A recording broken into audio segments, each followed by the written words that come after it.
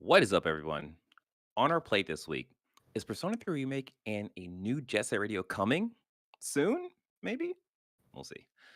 What's the big feature Redfall will be missing when it releases? Is Ubisoft joining the first person conversation? Yes, that's the word. With XDefiant? Is Call of Duty Season 3 the best season yet? All these answers and more on Season 7, Episode 14 of Press X to start Gamers Digest. We're on a roller coaster. What's up, everyone? I'm your host, DJ, aka Sexy Bad Choices, aka the man with the brat that as a side piece. You know what I mean? Who else is here? I'm muted. I am Sean M. Ross. What does the MF stand for? Now that I can hear you. Get me an X-Fill. Hey, Can I get an X-Fill? Oh, and last but not least, we have. Hey everyone, it's me, Avery. What's up, Avery? How you doing? Yeah, I'm fine. I apologize for being resident sleeper on last week's episode. The last week's news did not spark joy, and it was a disappointing performance. I will try better next. I will come back fighting stronger. T1 fighting. Is that like Rocky 2? No. All right, now you know who we are. Press X to Starts Gamer Digest is a video podcast that condenses the most important gaming news from the past week into an hour-long meal just for you. So we hope you have your mouth open because it's gonna be a big one. It's gonna be. I really don't think they like that, DJ. You're probably right. I apologize, everyone. I apologize. We are live on YouTube every Sunday at 3 p.m. Eastern Standard Time because that's the best standard time. Hello, people on YouTube. Don't forget, you can support us by liking the video, subscribing to the channel, and hit the notification bell. If you are listening, we greatly appreciate you leaving us a review on Apple Podcasts or the podcast services you are tuned in on. If you want to join our conversations, you can by joining the Discord at pressx2start.com/discord. Now, with that all out the way, my words are failing me today. So, it's a normal day for me. Let us jump into the gaming news. But wait, before we do that, I just want to make a quick little thing. This is a pretty hefty episode, so we might go a little bit over the hour, but we'll try not to. Yes, we are aware of the new Breath of the Wild trailer that dropped and the 30-minute long rundown of Final Fantasy 16. We aren't going to talk about either one of those things because it's kind of old, but we had a good time with them. We're excited, so we'll see. We're most likely gonna get both games, so that's what it is. Okay, DJ speaking for himself. DJ speaking for himself. So yeah, let's get into the gaming news. What's going on? What's happening? Okay, so our first news story is from Sal Romano at Gematsu. Rumor, Persona 3 Remake and new Jet Set Radio game footage appears online. So at the beginning of the week, someone leaked a piece of a 2021 internal Sega shareholder video, which showed images of Persona 3, but in the Persona 5 art style, and then not even images, a full video of Yukari in Persona 3 with a full. You think we can show the video? I wouldn't. Okay. And then it showed what appears to be an early look at what became Sonic Frontiers, and then what appears to be a updated visual language for Jet Set Radio Future. Now, this apparently the Persona footage has been out there forever, but this is really the first time everyone tied it in together. And then there was some leaks upon how would I say this? There were some back end leaks from certain online retailers that sort of hinted at this being more than just a rumor and more of a real thing that's going on internally at Sega. Yeah. I'll say this. I'm happy for the people who are looking for that Persona 3 remake because I know that was a thing that released on the Vita, right? No, Persona 3 is a PS2 game. PS2, okay. Was there a remake or something that happened from the Vita? No, nothing. Okay. There was a re-release of Persona 4, which also the PS2 game on the Vita. Okay, that must have been what I'm thinking of. But yeah, the Jet Set Radio. Oh, I can't wait. And the thing is, I already know. I know. You don't have to tell me, everyone. You don't have to tell me. I know that that game is going to be like a hard 7, maybe 7.5, Yeah, but that's that's a going to be a niche game. 7.5 that I thoroughly enjoy. I just I hope that they can keep the I forget the name of the guy that did the music for the first 2, Oh, but the I quote unquote Jamaican guy, or whatever that was. no, that's Professor K. I'm talking about the actual Oh, okay. uh music guy. Composer. Yes, that's the word. That's the word I'm thinking of. But yeah, like I still have that soundtrack. I still play that music every now and then. Game is just so lovely. Ugh. Yeah, Yeah. Yeah, I man, thought I could rollerblade. that was Uh, my entire 99 to 2000, along with Juvenile and the rest of Cash Money. Yeah. yeah, so I'm on the exact opposite tack to what DJ says. I can give two shits about a new Jet Set. Okay. But Persona 3 Remake in the Persona 5 art style is something that's incredibly interesting and a little bit disconcerting in that if this isn't truly, this is real, then they've been working on this since they released the Royale, which then lets me know the Persona team is not working on the Persona 6 and that this is just going to be the Oh. next thing they're coming out for. And as someone who generally Are they big enough loves to split teams though?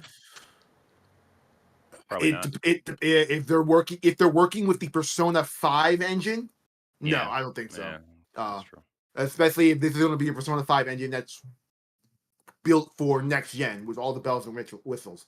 Yeah. It's a remake of an old game, which means that it's not going to take forever to like rebuild because they already have the blueprints and skeleton. But that doesn't necessarily mean anything in the long run in regards to how these games and their production comes through. Persona 3 is a fucking amazing game. Shout out to Marcus for getting me on the Persona series. And I'm super interested in what happens out of this because I am a giant Persona 3 fan. Like Yeah. before 5, it was my favorite Persona. Yeah, we'll see. We'll see what happens. I mean, maybe we'll see this appear like in a real way this year. Maybe next year. Hopefully it's this year though.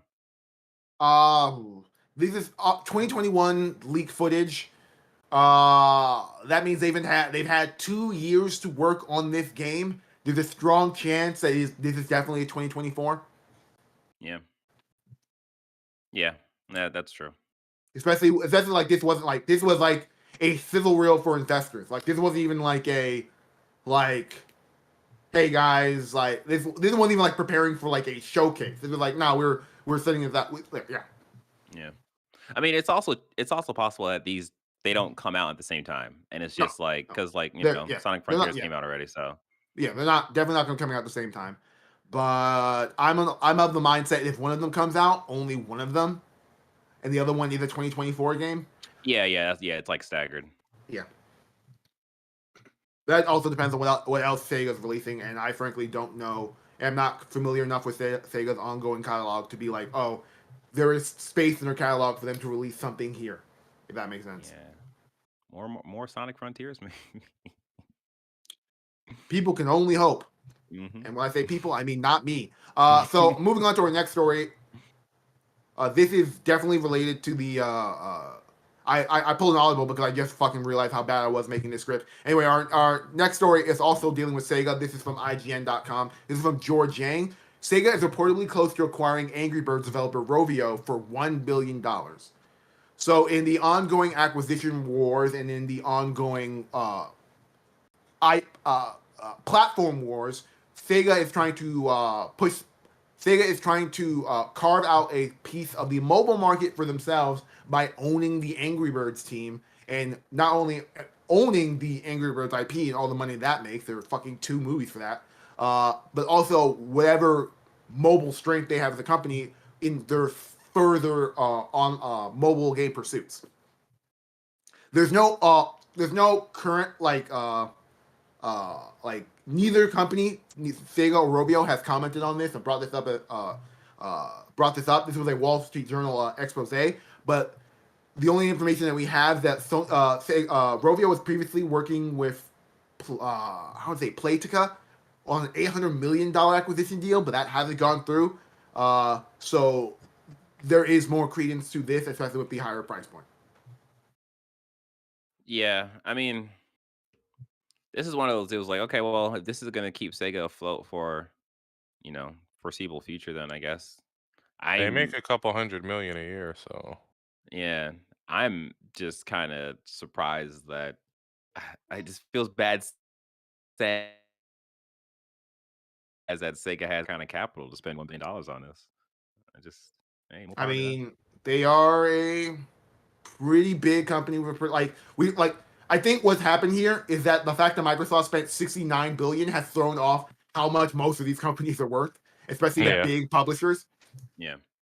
But I thought, yeah, I'm interested to see how this plays out with their future mobile stuff. I'm also once again still salty that Sega was able to buy Atlas all those years ago Hmm. for a pittance, and that like PlayStation in their infinite wisdom didn't look at the Persona franchise and they're like, maybe we should own this. Yeah, I okay. mean, I don't think everybody's just on this acquisition fucking kick as much as I they are mean, now. when I say pittance, I had to look this shit up. 140 million. Yeah, Yeah, that is compared to now. I'm sorry, they spent that much money that, to jeez. acquire Persona, and look how much money Persona has made for them since. I mean, was Persona huge back then though, or was it just a niche thing? Bro. Yeah, it was big then. Like Yeah. this was also like Persona 5 was coming out at that time as well. I guess. Jeez. Like Persona 2, like okay, let me put it into context. I'm a Shin Megami Tensei fan. The Shin Megami Tensei games and the Atlas games have always been semi-mid in regards to their public opinion because they're Hmm. JRPGs at their core. Then Persona 2 came out. No, I'm sorry. Then Persona 3 came out, which is completely different than Persona 1 and 2.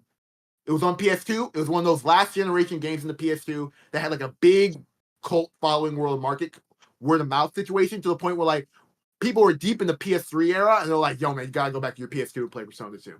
Then we got we got the PSP version of Persona 2, like Persona 2, but Persona 3. They re-released the other Persona games. Then they got Persona 4 Golden and all that bullshit. And then like we were riding the hype trail. The Persona hype had hit that was primed for a bursting as only PlayStation games. And then 5 came out. And that's when everyone's like, yo man, why don't I'm looking at all their properties, and I really think this is just if you're into those type of games, that it's a huge thing.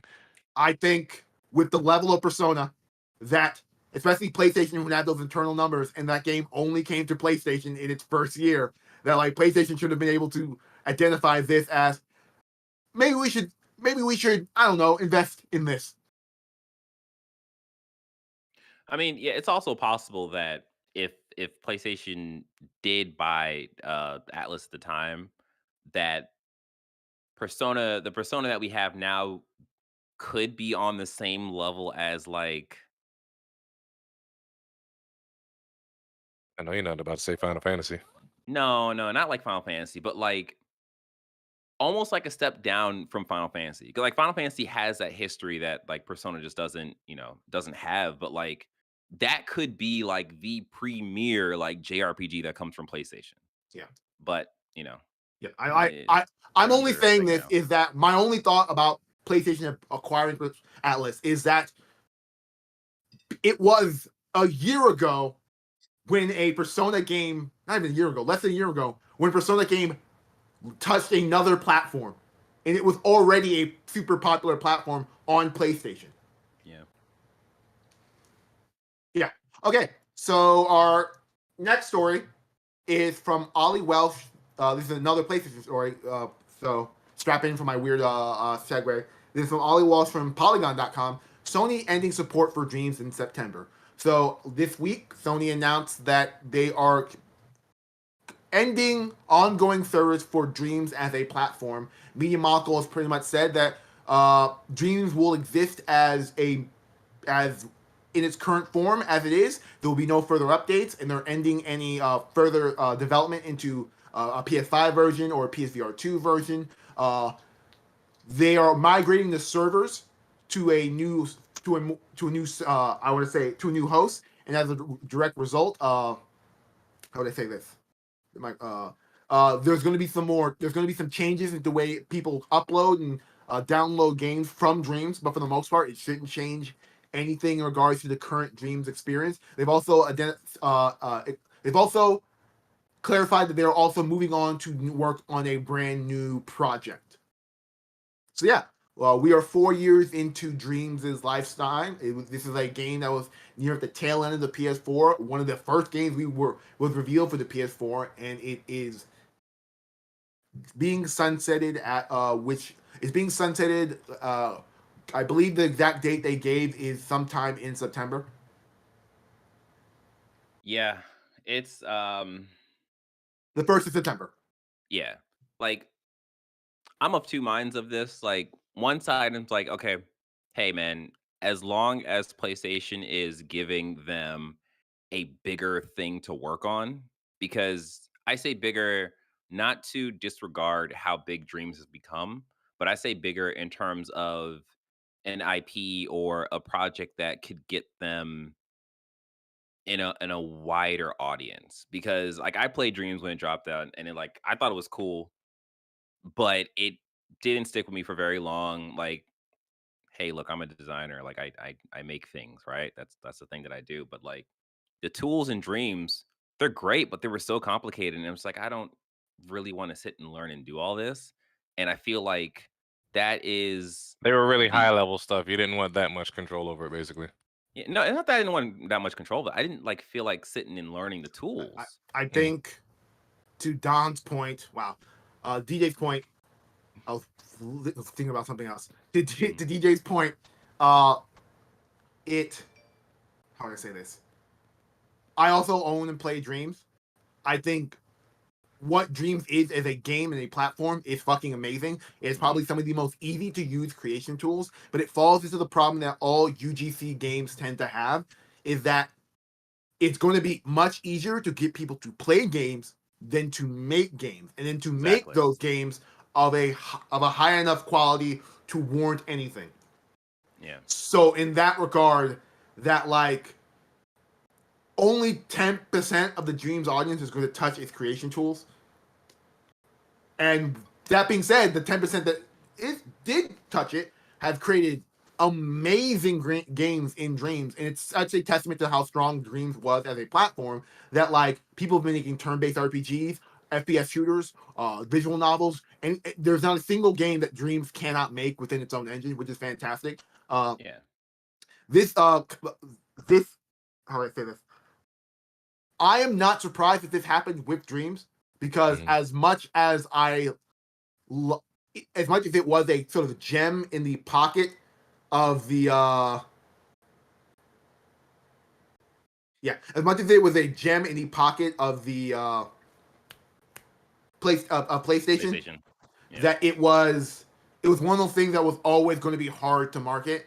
And like people have talked about how why is this game on PC? Why didn't Sony just give this game away? Why didn't do an X, Y, and Z? And I don't know. I don't work at PlayStation, so I can't give you the Yeah. definitive answers. But I'm guessing that they looked at it and said, based on its numbers that they saw, that it would it we cannot extract more value from this by giving it away for free. If that makes sense. Yeah, yeah. I definitely think it was the I even think it was just like I mean, Dreams I would imagine Dreams probably hit its, I guess, maximum capacity Mhm. probably before PS5 came out, and they probably had the idea of like, all right, well, even if we were to launch this with like make this like a base thing in PS5, where like, oh, you can play these Dream Mhm. games or whatever. Astro is already in there. Yeah, yeah, and it's just like they probably just didn't see any value in that, which sucks because Dreams is a cool thing, and like at this point, there are so many different games that you can play in Dreams that you can have just a wide variety of different experiences, which would be fun, but it's unfortunate, you know? Yeah. What So would have yeah, been I nice is if they had like a Dreams corner in the PlayStation Store where you pay not the full price for the access to the tools, but maybe like $20, $30, and you can have access to all the top rated, top voted games, yeah. You get That into would be you great.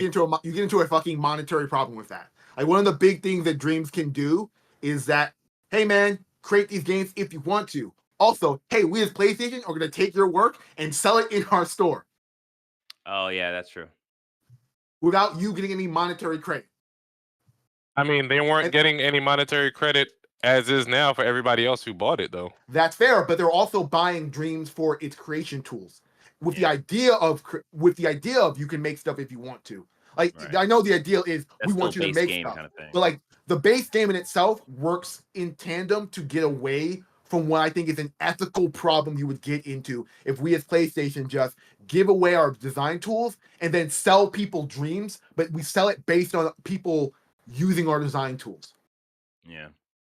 They're Like, basically just making a profit off of the people who are creating these best in show games on I Dreams, but mean, then you could and give they're not them a doing that. percentage, kind of like what then you Fortnite is well, doing. you're here getting into That's you. true too. I'm glad you brought this up. Fortnite Creative is a fucking fantastic thing that they were Mhm. able to do because of the way Fortnite is built. Yeah. Also, Fortnite Creative isn't marketable to everyone because you have to deal with IP problems. Yeah. Also, you got to consider that if you're talking about services, PlayStation is not great on services, so that's another thing that's Well, just. that's why they got Bungie. Yeah, Hey, you're not like yeah, wrong. so I get you. Like I've been thinking about how does PlayStation make money from Dreams, and I think the core problem was when Dreams first came out, and we were all well, I was super excited for it, super hot Me for it, too. and like this is a really cool piece of tech and hard drive, and it didn't set the world on fire then. I don't think there is a world that PlayStation could have then built, extracted more from Dreams, even if they did anything, I mean, else. that's why I was coming up with a limited one where you can only play the top rated games for an access point of $20 or something, Yeah, $30. You know what I mean? but then yeah, The one thing I wanted to bring up though that I thought like not that thought, but like it sucks because the video that I was playing while Avery was talking about the story was for their Impy Awards, which Hmm. is a award show they run in Dream to celebrate the creators that are in Dreams. And it's like Who else that's knows about that? amazing. Well, I mean, but that's the thing though. Like it's amazing how well they support their community. And like to run something like that is just like that's so cool. And I I again, like, I appreciate the fact that based off the story, PlayStation is just giving the Dreams creator, Media Molecule, another game to work on. yeah, like the core takeaway of this is that if hey, Dreams didn't set the world on fire, what's going on Media Molecule? Oh, PlayStation's like, we're good. Keep making, go make another game. Yeah, it wasn't Right, the right. execution; it was just the reception. Yeah, Yeah. like They made we a as masterpiece. PlayStation saw your game, thought this is amazing, and we couldn't figure out a way to get its maximum profits. So we're not going to punish you as a developer, and everyone's fine. So we'll see what they make next. The question is, are they going to pull a Housemark, or are they going to pull Mm, a or are That'd they be going to stay amazing. down stay in their lane and make more tearaway and Little Big Planets? I think they're gonna go a Housemark route. I think the next game we see is going to be a third person kind of thing.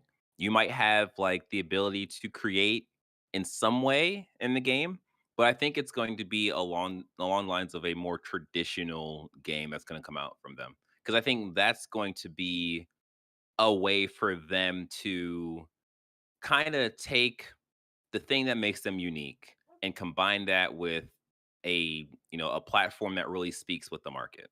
So that would be my guess. Take note, Microsoft. We pivot. We No, don't flush. I'm sorry. I'm sorry. And it will be 60 frames per second. well, save those jokes for I'm our sorry. next stories because yeah, Alrighty then. it's interesting. I'm not sure, like, because like PlayStation has pivoted to big AAA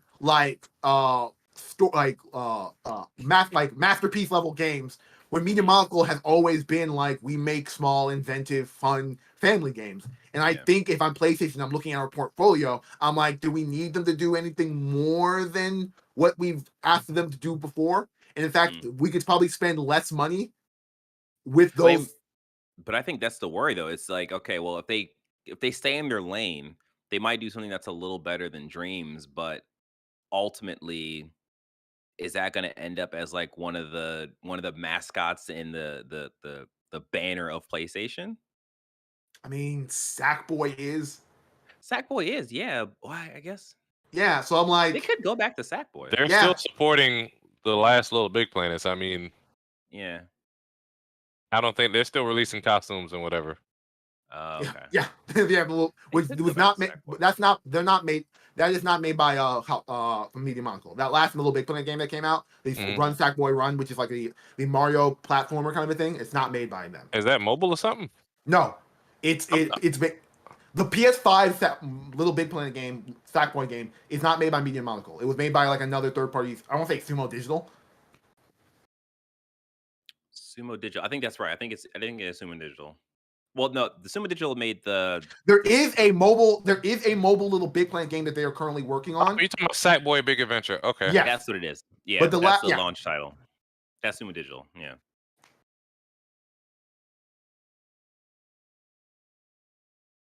Yeah. We'll see. We'll see what happens. And okay, our last story before we take a break. This is from VGC. This is from Jordan Midler. Suicide Squad Kill the Justice League has been delayed till 2024. So after it What? was Since when? I was looking forward to that game when it He was was talking. supposed to Shut come up. out sometime this year. so since the last Oh time, my god. since this game, okay, so the timeline for this game was they announced it. I said this looks like bullshit, but that was only because I didn't like the concept. And I wrote the game off, even though it was made by the Arkham fans. They showed nothing but cinematics for about a year and a half. Then they had their big gameplay showcase of what this game was to be, especially after it was leaked online. It was going to be a games as a service type of game. They had the showcase. Everyone was like, okay. It was immediately delayed from the original release date, which I want to say sometime in June, and it was it wasn't given a new release date. Well, Rocksteady and WB have come out and said that they're giving it a release date sometime in 2024. We don't.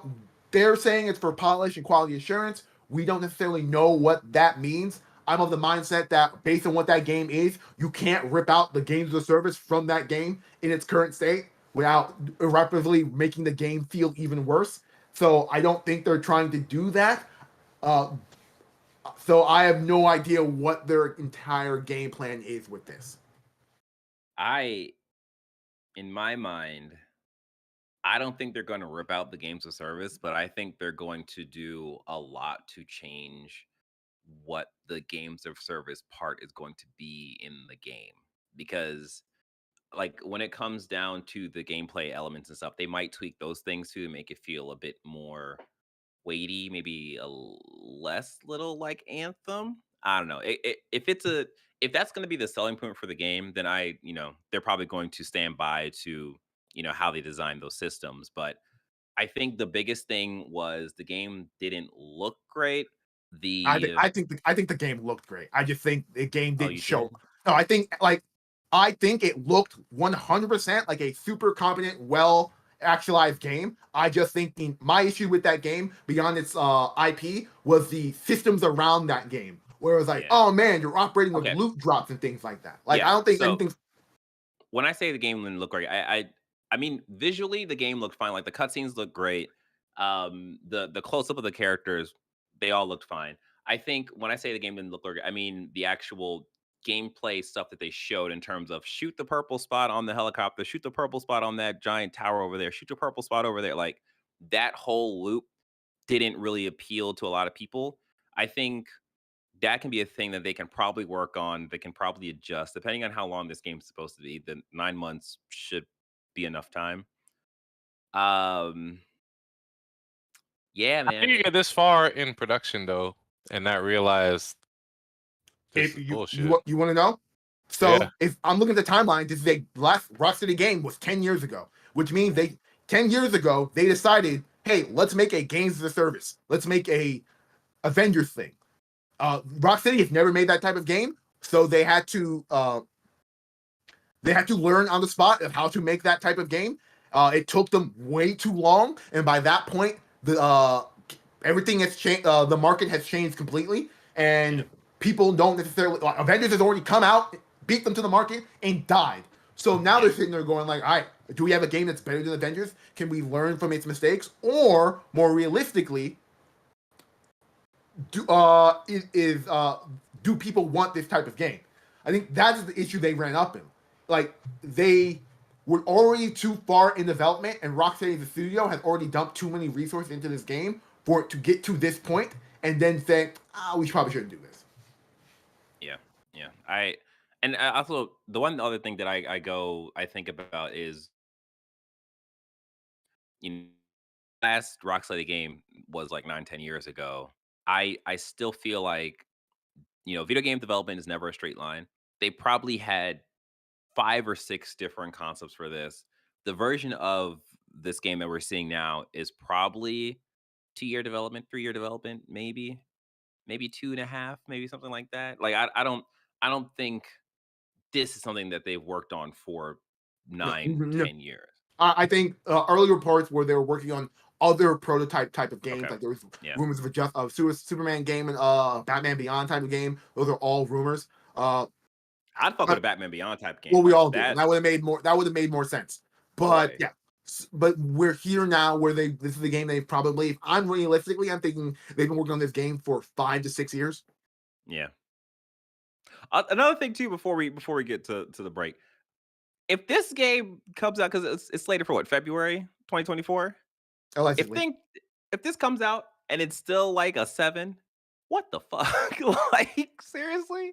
I guess that'd be better than it being like a 6, 5, 5.5 kind of thing. So, sure. But man, like the next time we see this I game, don't. I don't think the game would have come. I think that if the game came out at its current pace, it wouldn't be a 6 or a 7. I think it would have been a 7 or 8.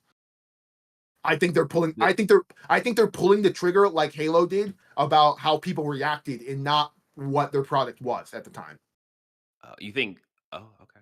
Yeah. You have more confidence in this than I do. Well, it's Rocksteady, and You have it's more Rock, confidence in this than I do. it's Rocksteady, and I do 100% think the way that game looked when it was actually showed off gameplay was fundamentally sound as a type of Mm, multiplayer four player multiplayer open world action shooter. yeah.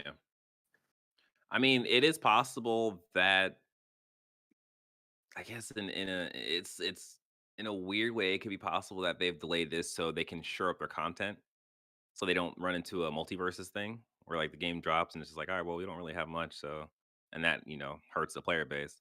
So that's, yeah, I mean, but I like don't know. that doesn't make any sense with the way this game was released because it has a main narrative which has been built around 4 playable characters. I know they've talked Yeah, about releasing DLC characters after the fact, but like, cool, play these 4 characters in the actual game we built. Also, here's Wonder Woman,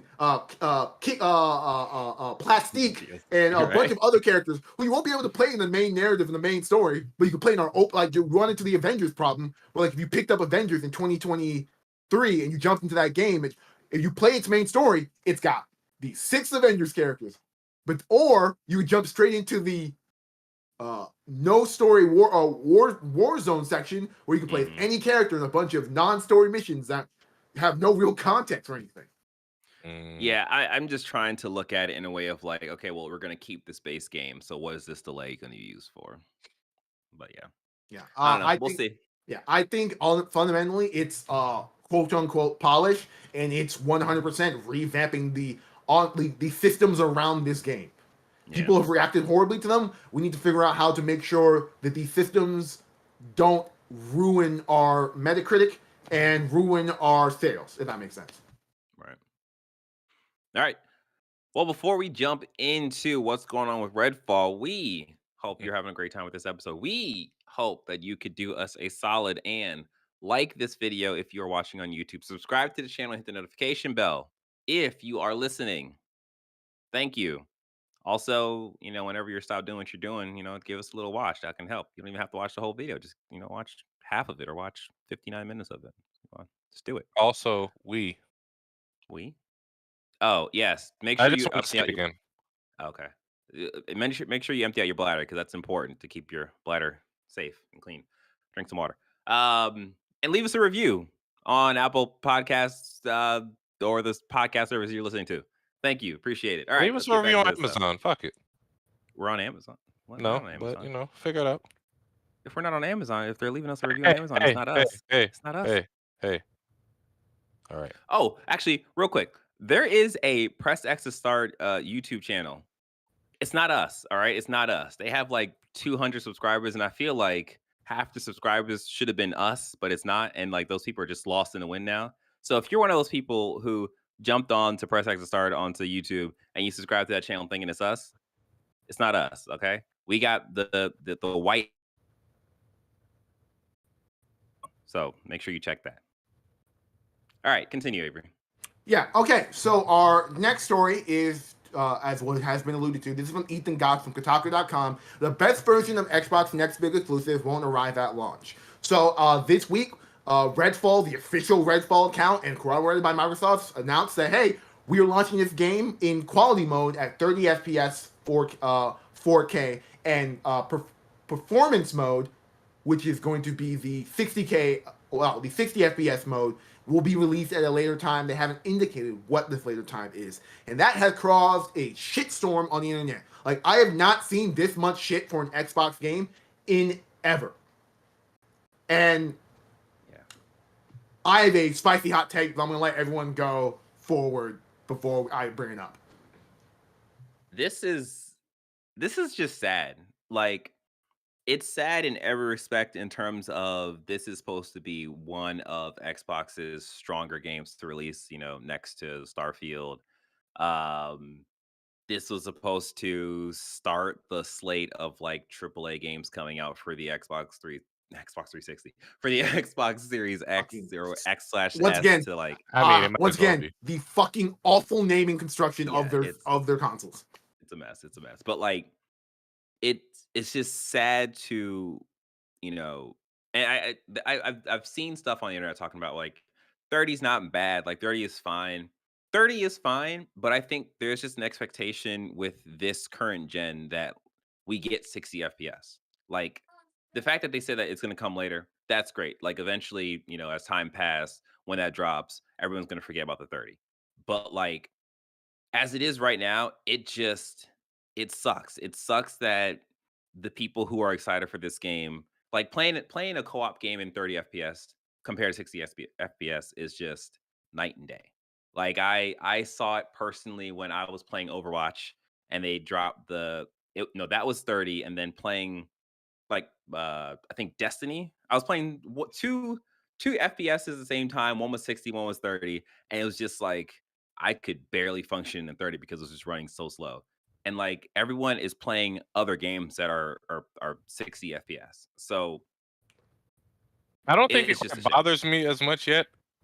I can't really tell the difference. I guess it Oh, depends. that's my No. hot take. That's my hot take. As someone who's been very, I saw this news and I'm like, 30 FPS, not that big of a deal. Then I saw other people freaking out and I'm like, okay, apparently it is a big deal. My big issue with this is less of the 30 FPS as it's not a competitive shooter. It is a co-op shooter. It is a, this is me personally. All of my take is me personally. Like, I don't give a shit between 30 and 60 FPS. As long as the game doesn't run at 10 FPS or it's an unstable 60 to 20 FPS, As I'm long 100%. as it's stable, yeah, and the I'm gameplay supports it. 100% fine with it as an experience. I have no issue with that of the FPS. My only issue with this, and what I will criticize them on, is that you've delayed this game once. Okay, how did you delay it? How did you delay it? Get to this day and realize we're not gonna have 60 FPS because you've promised that 60 FPS in advance. That is my issue with this entire thing. Not that we're getting that we're being stuck with 30, is that like all of your marketing material and everything like that has been showing this game in 60 FPS. I'm pretty sure even on its box it said it was 60 FPS, and we're sitting here now at like a month or so before the game comes out at like, okay, it's going to be 30 FPS. I mean, that is just a breakdown in marketing. I think it's only supposed to be next gen only. Like a lot of people spent their money for an Xbox Series or PS5 thinking, all right, we're in the big leagues now. I mean, is 60 FPS going to come to the Series S as well? Yeah, it's I through all, imagine it's going to come it's to through both. all versions.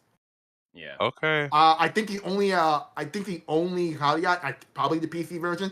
Don't quote me on that, but I think for the console version, it's 30 FPS.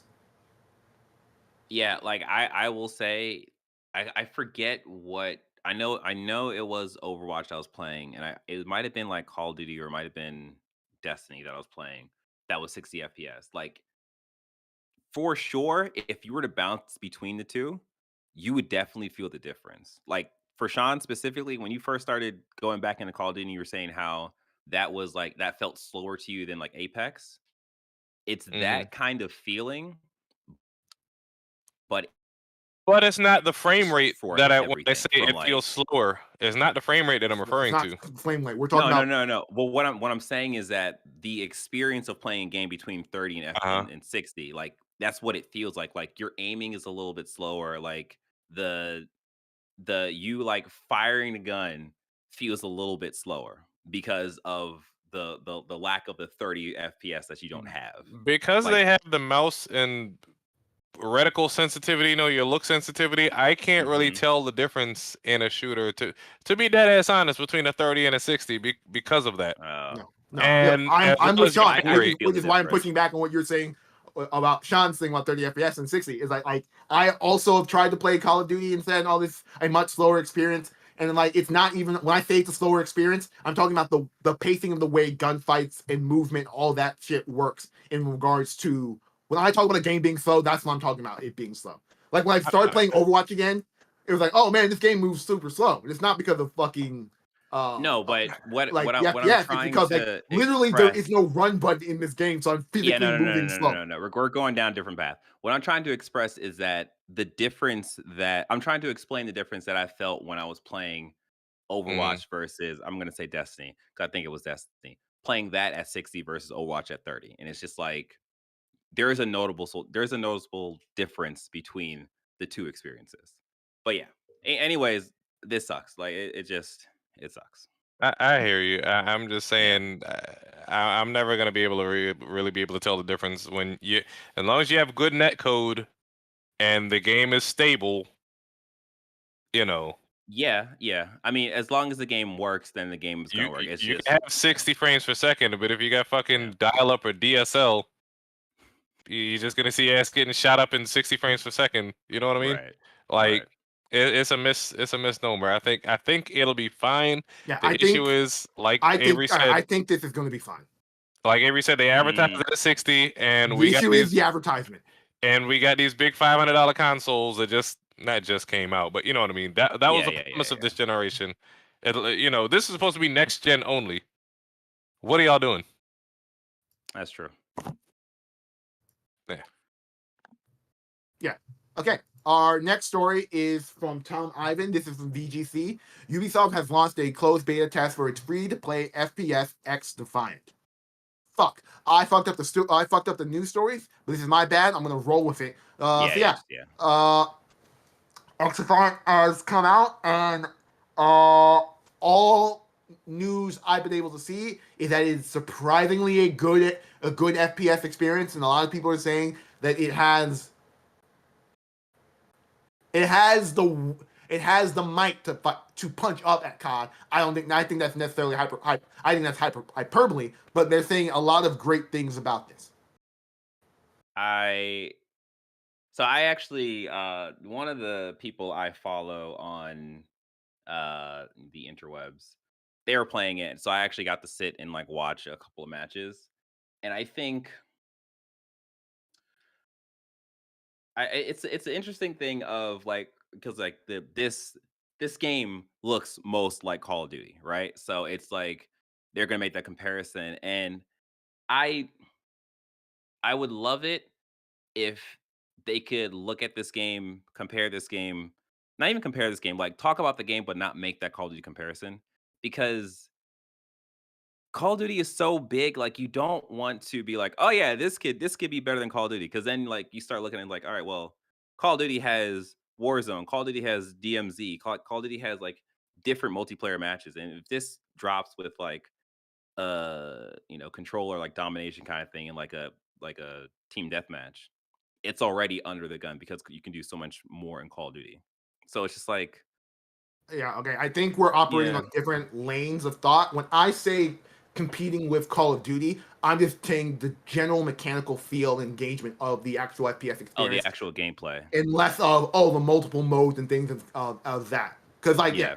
yeah, Yeah, I get you. I get you. I get you. Yeah, I mean, like I definitely the one thing that really like not impressed me. The one thing that really like I loved was the time to kill, and it was just like couple bullets, person dead. Like okay, cool. Like that's what I wanted. But yeah, in terms of everything else, the I'll be person honest. that I thought this game was hyenas when I first saw it, the gameplay of it. oh yeah. No, I definitely get that too. Like it was a weird thing watching it because like I appreciated what I saw, but like after I was done with the video, it was kind of a forgettable thing to me. Like it didn't really have any staying power. So I don't know if that's just me because I was watching it, you know, whatever, or if it's just like it's kind of generic in a way because it does feel a lot like Call of Duty. But I don't know. It's The, interesting though. Like I'm impressed that they managed to get the game to run as well as it did, the as it most does. interesting thing they've did with this game is that it used to be Tom Clancy's XDefiant, and then they switched it to just XDefiant, and now it's just going to be the Ubisoft crossover game where they're going to put Mm, factions and skins and tech and abilities from all the Ubisoft oeuvre of games instead of just straight up Tom Clancy games. Like the big yeah. thing is we're getting Libertad from Far Cry 6. Okay, because I saw Dead Second there, and I'm like, what? Yeah, Okay. Yeah. I Um, mean, that's a cool like Smash Brothers-ifying way of like making an FPS, which is like especially like Ubisoft, they have like a very wide net of games they variety can of pull yeah. from. Yeah. I That's wonder if pretty they're gonna cool. throw their NFT platform BS in there eventually. Oh I don't no. even. What was it called? it was in Rainbow Six Black. The last Rainbow, not the last Rainbow, no, not Black, the last It was a Ghost gem. Recon game. It was a gem flavored numbered something. I don't remember. Not flavored. Hmm. Ubisoft. I know. It sounds crazy right now. Holy fucking shit. Okay, I'm sorry. I'm watching Pro Valorant right now, and Sen Def, who is the weakest member of Quartz. this team, just pulled out the most insane ace on Sky on Split, and I've lost my fucking mind. Okay, moving on. It was called Quartz. Ubisoft Quartz. That was an NFT Yeah, thing. I yeah. wonder if they're just killing that now. If they're gonna roll that into that. But anywho, But go here's the ahead. thing though. Here's the thing. Mhm. Like I'm happy that you brought that up because this game is free to play. There's gonna be a need a monetization system for this, right? And I think that there's gonna have a battle pass on it. But Of course. I think in the worst reality, if this game does well, you can see Ubisoft probably just kind of like pushing that quartz thing slowly into this to see like if it will play. Because we haven't heard anything about it in a while Yeah. No, I mean Ubisoft needs a successful game for it to put the core to system attach it in to to. like Yeah. yeah. So if this works, then it works. Yeah, we'll see. Yeah. Yeah. Uh, we'll see what the NFT thing going forward because yeah, for the most part, even Ubisoft couldn't get it to be successful. Yeah. And that being said, AI technology could fuck everything, so we'll see. But I'm of the mindset that Ubisoft won't put quartz into this, and based on the fact that if they would have probably put it in other successful games, Mm. like ongoing successful games, but they didn't. So I'm less believing of that. But yeah, and Yeah. then the story I meant to put here and then fucking forgot because I just read Ubisoft was, hey guys, Ubisoft just launched their brand new Ubisoft Plus program, which is their Game Pass. It's being launched on consoles. I think it was shadow dropped a part of PlayStation Plus. So it's like that's why all the PlayStation Plus games are in the catalog are fucking Ubisoft games because they shadow launched it through there. It's about like $18 a month, and it will give you. It has the same benefits of Game Pass. Uh, the most interesting aspect of this is its price and the reveal of what it means for that Ubisoft game first party. And a lot of people have been calling out that this is bullshit. How they're charging this much, and I would say they're charging this much because they have run the math. And it's like we put out less games than Microsoft. We cannot afford to give you all of our games day and date for $10 if we're only going to release we if we're only going to release like 4 games a year. Yeah. I like I applaud them for making the effort. I am very hesitant.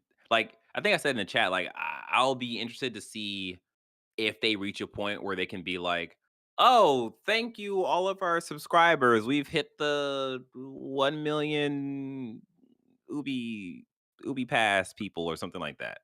Like, I'm waiting for like a story like that breaks once this like gets released because I don't I'm of the I don't mindset know, that man. it depends on how Ubisoft feels about this. As a catalog of their old games, there's no reason for them to get rid of this. This will be here forever. The day and date stuff, Hmm. that is where the $18 a month comes from. And that is them looking at the market and realizing that the way our games exist, we're going to lose money if we just put this at a super low money. We also Yeah. don't have the backing of Microsoft to eat. Like, once again, I don't believe that the Game Pass is profitable. There's not a single fucking streaming service that exists, subscription entertainment service that exists with the level of output that Xbox has that is in the green. So I'm not Hmm. of the mindset, especially the way Xbox is going, to believe it inherently without like raw data. But Hmm. this, I think, all of this and the maneuvering around that is based entirely upon that financial reality of like, to the point where like all the big major studios are being like, this is a sign. Or like, we're putting our movies in theaters because we realize that we're making little to no money on these streaming services, and like this is the only way to maximize our profits from these films. So like, I'm Right. thinking this is Ubisoft having their cake and eat it too. Whether it will work, I don't know. I think the era of Game Pass and subscription services has essentially tricked everyone into believing that, not tricked, has devalued games enough in a way that people are going to look at $18 for a Ubisoft game and be like, no, I'm not Yeah. paying this. Yeah. Yeah. I don't know. I just I guess I'm also coming from the side of like not being a Ubisoft person. So it's like I there's no value in it for me to subscribe to it. But it's just, you know, you're already paying for either PlayStation Plus or Game Pass, and then you have to pay for another thing to get these games. Like, well, might as well Well, the just Ubisoft games are already included on PlayStation Plus. They have a tab. yeah. So then, like, who is this for then? Specifically, this is them announcing it independently on consoles as a thing. Yeah. And then the day and date thing, this is the first time they've talked about this. Okay. The day. Okay. Okay. Okay. So I guess you could save money by getting it, and you just be able you to get the game stay in date, so you're not paying the $70 for the games. I guess that could work. But it like then you get into the value proposition issue of like, okay, $18 a month, I'm probably spending upwards of $200 on Ubisoft games this year. Yeah. Is that make sense to most people? Yeah. And they will see to that, and then because of the way their games are, okay, so how does they equate live service ongoing games and whatnot? Yeah. I was just thinking about XDefiant actually. Like, how is that gonna? Yeah, how does Would this there affect be any Rainbow kind Six of Siege and things like bonus? that? Yeah. Yeah. Yeah. Yeah. I guess we'll see. I guess we'll see. We've been saying that a lot this episode, but Yeah. the future holds all things. All right. Well, that's pretty much it for the gaming news. Before we wrap this episode up, let us talk a little bit about the games we have been playing. Um. Oh yeah. Okay. Yeah. Do. We have been playing Call of Duty. I mean, if this was part of the start of the show. Recently, Call of Duty has dropped their season 3, and it came with a lot of big changes to Warzone, big changes to DMZ, and big changes to the normal multiplayer that everyone plays. Um, as you know, me and Sean, we jump into the DMZ a lot. They've done a lot of changes to that, and overall, Sean, do you like Um, season 3? this is my new jam. Call of Duty has revitalized my love for COD. I think after Jesus, when did Modern Warfare 1 come out? 2000. 2006, 7, maybe. Jesus Christ, has I it been that was long? maybe Let me 7. see. I'm curious. Because I have a memory of being in my dorm room 2007. playing 20. Okay, yeah, yeah, yeah. So I've been playing freaking Call of Duty almost 20 years now. What's that? 16 years. Mm-hmm. Eventually, you get tired of it. I don't. If you're not making money from it, and even then, I don't see how people don't get tired of it eventually. Because I mean, they've been recycling the same, for the most part, the same things over and over. Yes, they changed the map style. It's not a 3-lane map anymore. Granted, I kind of prefer that. Whatever. The kill streaks have gotten kind of ridiculous. Or maybe I'm just getting fatigued from all the new things that just. I wish there was like a classic mode. You know what I mean? Oh yeah, yeah, yeah. But DMZ, as Avery said, is basically a Call of Duty Escape from Tarkov, version. And I haven't played Escape from Tarkov, but this is good enough for me. All of the changes they made this season are pretty top notch. Yeah. Um, as DJ said, I'm not gonna go into all of the changes they made, but We can get into some of them. I All mean, right, it's I can list some of them. it's a lot of quality of life changes. You Yeah. can you can actually add attachments to guns that you find laying around on the ground, and that was an issue for me where like I'd pick up a gun, but I hate the iron sights on a lot of things. So like I would save a gun even if I didn't like it just because it had a scope on it. You know what I mean? Exactly. Yeah. Yeah. Um, I you can So run just down to the just list to, of just some of the yeah, things yeah. they So did. just to elaborate on that, like, um, so in the DMZ, they've added a couple different things now. Well, we could talk about um, the upgrading your contraband gun. So now there are workbenches that's in the DMZ map, and they're usually like really close to the buy station, and essentially it's about 3,000 to add an Let's go. attachment to the gun. Yeah. So that can be a muzzle attachment, stock, magazine, ammunition. Like you can basically just Finally customize giving your you gun. something to do with all your money because there are a lot of times I Exactly. was just exfilling with tens of So much thousands money. of Yeah, cash, and yeah. it's just like, I guess it's just going to XP. Yeah, exactly. So on top of that, they've also introduced three new vests. So you have a medic vest, you have a scavenger vest, and then you have a comms vest. The medic vest allows you to it And a gives stealth you vest. yes, yeah, That's was it separate. medic, stealth, and comms? You're Oh, right. Yeah, okay. yeah. I said scavenger. That's a bag. Um, Mhm. so the medic vest gives you a free self revive, and it allows you to revive your teammates a lot quicker. So Mhm. that's like golden if you are by yourself or on a team. The stealth vest gives you the ghost perk, so you don't show up on UAV.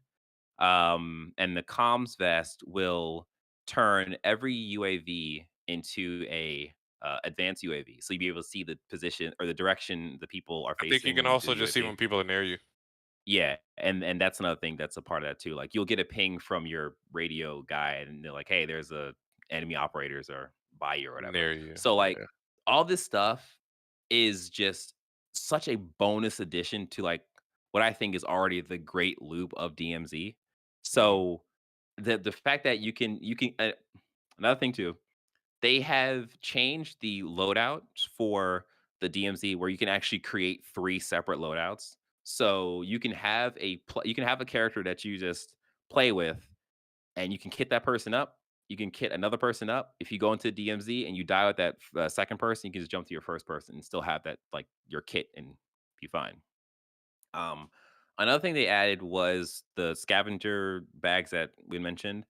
You can now get different backpacks. So the scavenger backpack is different from the normal backpacks Oh, in that's what you that, meant. Okay. yeah. So the scavenger backpacks, you don't have the weapon slot in the bag, but you have additional slots for items. I think And there's another bag then where you just don't lose anything as well. that's a secure bag, yeah. Okay. So like again, like this whole addition stuff is just it changes the game in a way that it makes DMC even more strategic in terms of if you are rolling in a squad, like who has what kind of vest on. Is there a person who has like a secure bag? we should give that person the items just in case we go down or something. So if we die, the important items are still in that bag. So like it's just they did such a great job with this season that and a lot of people were kind of down on season 2. So for them to come back up with this, it's just so great. It's just They beautiful. were in there cooking. They were. They definitely You were. can buy your own X-Field chopper now. Like Mhm. it's a lot. Mhm. It's a lot. Mhm. So And now you're then not just gonna get scoped out by people camping. Hey, you can buy your own X-Field chopper and then get the weapons case. Oh, yeah, I'm just cooking up shit in oh, my yeah. head, man. I love DMZ. Yeah, and then another cool thing about that is like okay, so I just lost it. I just lost it. Oh, the train. They changed the train in that there is a safe on the train now. There's also a heavy chopper that I believe you can buy, but there is a gas can that's specifically on the train that you can grab so you can fuel up the chopper. And I think You can get the on the heavy chopper or chopper, something. yeah, I think you can get on the chopper. I think you might be able to shoot from the chopper, but I'm not sure. Like shoot like a big gun from the chopper. I'm not sure on that Mm. one. I could be wrong. Could be wrong. I haven't actually gotten on it. I've just read about it. I haven't actually seen it yet. Um, in terms of the missions, they have added an extra Expedite. secure supplies mission, Mhm. and that mission is a really good mission to regain like your equipment and stuff because you're almost guaranteed to get either a medium bag or a extra 2 plate armor That's from yeah. that. Yeah, so like it's great. Like I think they've done a really good job at like appeasing the more casual DMZ players It doesn't feel and like afterthought mode exactly, now. exactly. And they also did a good job of like answering some of the issues that like the more advanced DMZ players had as well. So I think they did a really good job at improving DMZ and Mhm. essentially hitting everyone's issues with that game. In terms of multiplayer, another thing I need to mention is that they have brought back the Imperium sniper rifle, which is a really, really, really like Powerful. popular sniper rifle from I think Modern Warfare 2 or whatever.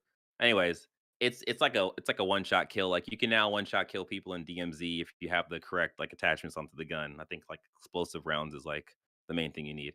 I was playing multiplayer and I was just getting pieced up by that goddamn gun. So that sucks, but I'm gonna get it soon because the battle pass, you just get that block filled out and you get the gun. So there you go. You don't have to buy the battle pass in order to get that gun because that gun's considered free. You just gotta unlock to that point. Work towards it. Yeah.